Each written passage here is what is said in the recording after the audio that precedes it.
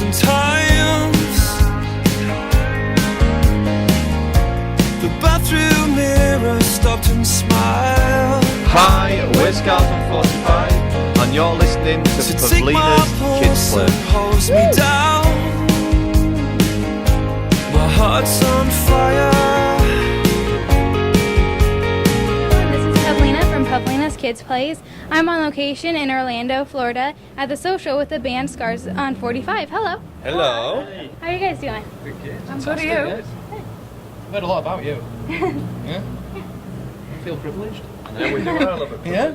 We've heard you're a very good interviewer. Really? Yes, Thank you. that's the rumour that's going round. Thank you. So, you're an English band and you're well known in the United States. And this is kind of like the opposite because usually, it's England and then you come to the United States. So, how did the opposite happen for you guys? Well, the opposite happened when we had a song called Beauty's Running Wild, which was on CSI New York about 2.5 years ago, and that kind of gave us a little bit of money. This was before we were signed, so we went and recorded our own album, and our manager Steve, who's American, who lives in Los Angeles, made a few contacts, and kind of this album got passed around, and we ended up signing to Chop Shop Atlantic Records. So it was kind of a shock to us as well. Yeah. Not just to everyone else, it was a shock to us. But we've been doing it for about 2 years now. So that's how it came about. It was quite a shock to us all. Yeah. Awesome. Okay, so Danny, I've interviewed a few singers like Jack Johnson and Jake Owen who's had different sport injuries, and then while recuperating, they grab their guitar. What had you say, I can do this, get on stage, tour, and make records? Well, I don't think you do know that you can do it. I just kind of broke my foot and didn't really know what else to do, so I kind of taught myself how to play guitar, and you don't really start with any kind of big dreams or big ambitions. Yeah. But once you get to go down that path and you've been doing it for a few years, then you start thinking, maybe I could do it. Yeah. And then once you do get that idea, just never give up. Never give up. Yeah. No matter how rubbish someone tells you that you are, never give up. All them teachers at school told me that you're never going to make it in a band. That's what I am. And I kept on going. You're still keeping on going. Yeah, I'm still keeping on going now. Okay, good. So Amy, you've never sang on stage before, before this.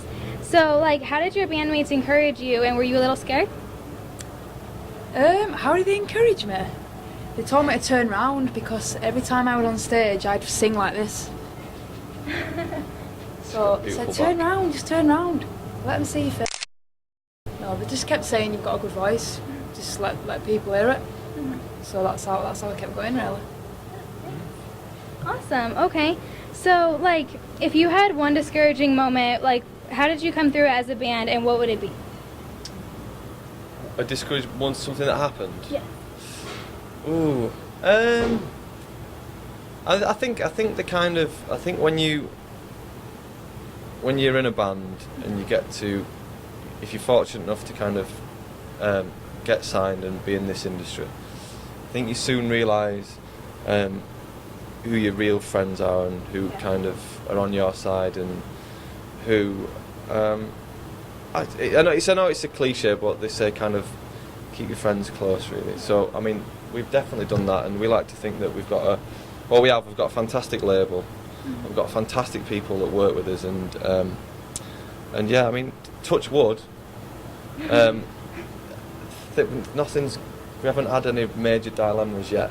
Yeah. But if we do go through some stormy waters, then I think we've got the right people around us to look after us. So I think that's the best advice that I can give to anyone. Yeah. Awesome. Okay, good.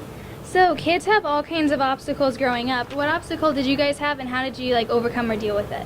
That's a great question. Wow, It's a fantastic question. No, but what do you? Well, I don't know. I think reiterating, I can't put my teeth back in. Going back to an early question that you asked, just keep on going and keep on going.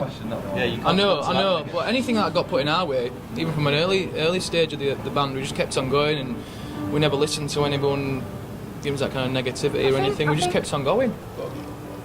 Like before in England, you know, when you're just about to get signed and then, you know, they'd say, oh no, it's not what we're looking for. You get your hopes up, so them obstacles, you've got to just keep going instead of just saying, well, if they don't want to sign us, we should like give up, but you should never ever give up. Even if they're just about to sign you and then they say, no, actually, no, it's not what we're looking for. Just be like, all right then, keep going, let's think of the next one. You've got to believe in yourself, haven't you? So if you've got that own belief in yourself, then what other people say is just a bonus, as long as you know what you're doing is right. We didn't listen to anyone. Yeah. We didn't. Because if we would have listened to everyone, we would have given up years ago. We would. But we still felt that we still had that belief that we could do it. So we just ignored everyone that said we couldn't, and just Even your mum? Yeah, even my mum. Your dad? My mum never said we couldn't do it.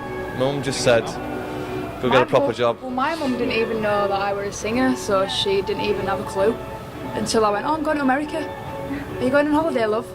No, I'm going on tour with a band. Why? I'm singing. Can you sing? Well, I think so. That was my story, my mum. She's here now. Yeah. Ta-da! Awesome. Okay, so your song, which is actually one of my favorite songs, Hearts on Fire, like how did that come about? Yes. So like how did that come about? Because it's sort of sad but inspirational, so.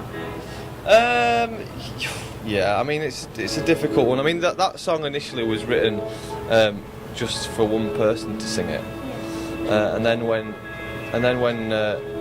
Amy joined, it was kind of like it kind of lent itself perfectly for Amy to sing the third verse. So it became more of a story than just somebody singing about a broken heart, I suppose. But yeah, I mean, like I think a lot of our songs are kind of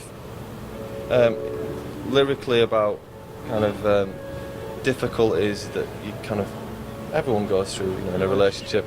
But we try and put it to kind of uplifting music and songs which kind of like quite powerful and quite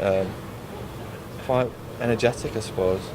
So I mean that's what we've done for this album. I don't know what the next one will be like. It'll probably be happy lyrics to funeral music or something. So we'll see. Nice. Okay, so what are you guys' upcoming plans and events? We have a tour in June with an artist called Dia Frampton, who was on The Voice. So we're doing June and July with her, and then in September we're doing his own headline dates. So we're looking forward to that, aren't we? We are. We're going home in next week for 10 days, and then it's pretty much it's just work. But you know, we can't complain really because we're having such a good time. It means we get to speak to people like you. Yeah. So, and I talked to Dia Frampton too, not too long ago too. So you should tell her I said hi. So, yeah. So, well, thank you so much for talking to me. It's an absolute pleasure, darling. You're doing a great job. Thank you. And I like your jumper. Thank you. And if I don't see you on MTV in 5 years' time, I won't be happy. Okay? Okay. Thank you. Thank you very much. Darling, Give me something to hold on to.